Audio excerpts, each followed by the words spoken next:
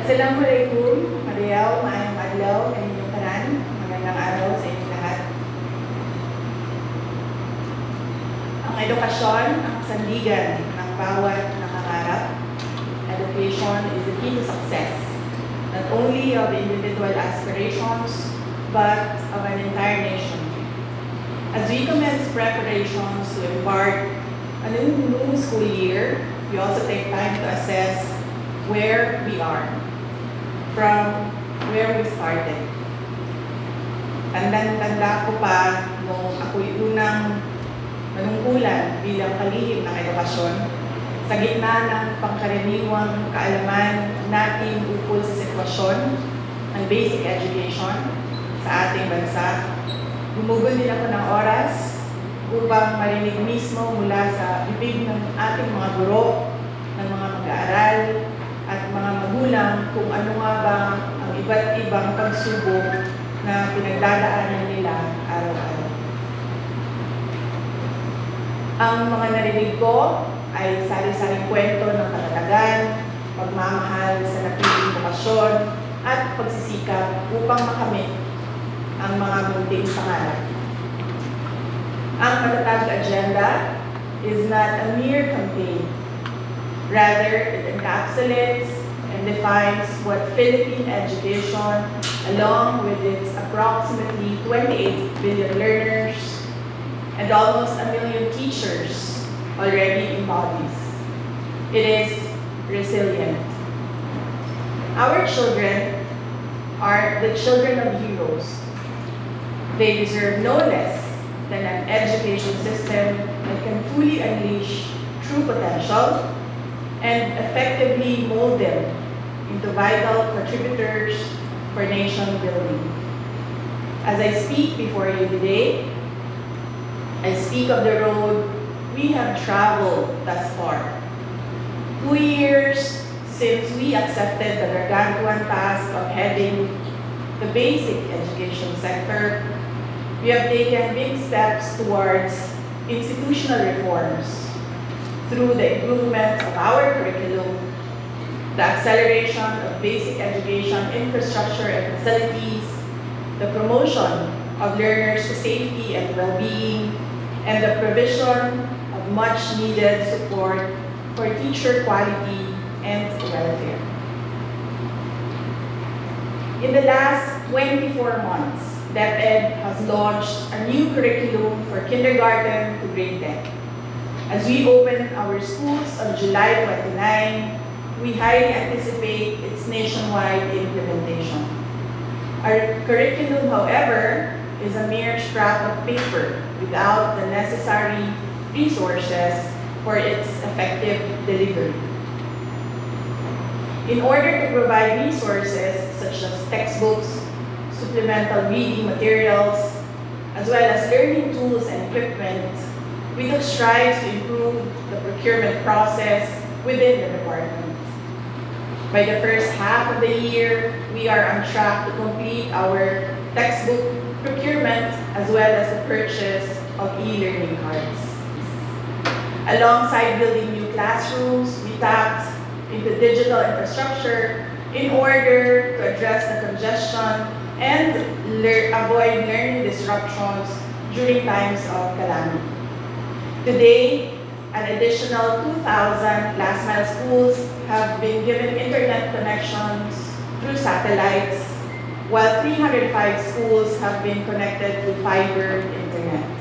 By the end of 2025, we aim for all schools to be connected. With the emergence of technology and social media, our learners also face new and emerging challenges. Hindi biro ang maging mag-aaral sa panahong ito. In order to provide a safe and conducive learning environment for our learners, we have launched a centralized reporting system through the Learners' Rights and Protection Office. By providing a hotline, we remind each learner that they are never alone. We continue to provide awareness and work with partner agencies to shield our learners and teachers from all forms of abuse, illegal drugs, terrorism, insurgency, and all forms of criminal activities. In our thrust to promote inclusivity, we continue to strengthen the alternative learning system and our special needs education. No child should be left behind. Teachers are truly the cornerstone of any education system. We have worked tirelessly to address your concerns through the National Educators Academy.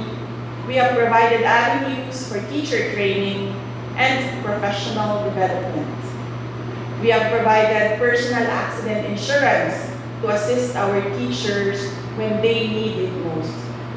We have removed all administrative tasks to unburden our teachers, to bring them back to the classroom, and to allow them to focus on teaching.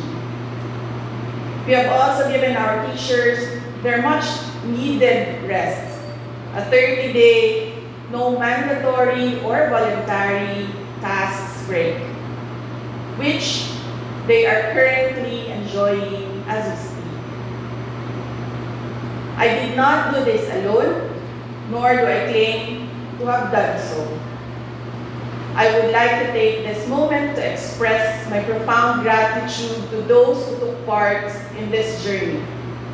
To our partner agencies in the national government, thank you for your commitment towards a whole-of-government approach for basic education. To our local government units, thank you for keeping education and the youth as priority projects year in and year out. To our private sector partners, whether foreign or domestic, thank you for your resolve as education champions. To my DepEd family, Execom, Mancom, Central, Regional, Division, and school officials,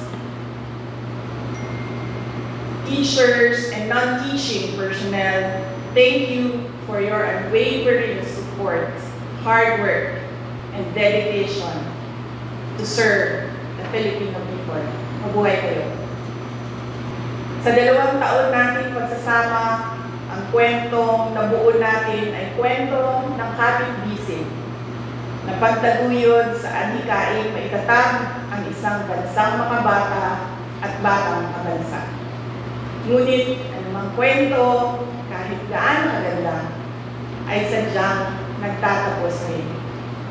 Earlier today, June 19, 2024, I sought an audience with the President and tendered my resignation as Secretary of Education effective July 19, 2024.